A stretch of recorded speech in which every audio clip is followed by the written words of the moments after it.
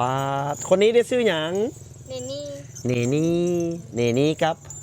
ไมออนไหมอ้อนนะครับผมอันนี้ไหมไทยอันนี้นะ พี่น้องนะครับผมมาสัมภาษณ์น้องเพิ่นนะครับผมมาเปิดใจเบิ้งนะครับผมแล้วก็มาแจกขนมทำบุญนะครับผมพี่น้องผู้ใดมักคนใดก็เม้นมานี่เด้อเม้นมาย้องเพิ่นแน่งามบอเนาะย้องสาวลาวสูงแน่ภาษาลาวสูงงามแปลว่าว่าวันใดจงเก้า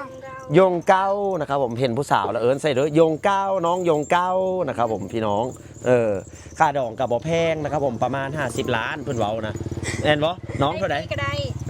ไอฟรีก็ได้เฮาเนาะ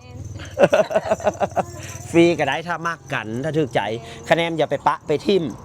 แมนบอสำคัญอยู่คืออย่าปะอย่าทิมนะครับผมมื้อนี้ไอ้เบาเดชสิมาแจกขนมนำนะครับผมแล้วก็หาผู้บ่าวฝั่งไทยให้นำเด้อครับผมโอเคไอ้สิแจกขนมให้นะครับสุขสบายดีพ่อแม่พี่น้องมื้อนี้เบาเดชนครพนมกับสาวลาวสูงเฮาสบายดีน้องสาวมีนามว่าใดๆน้องชื่อไมออนไมออนอยู่สันใดสันมอฮะ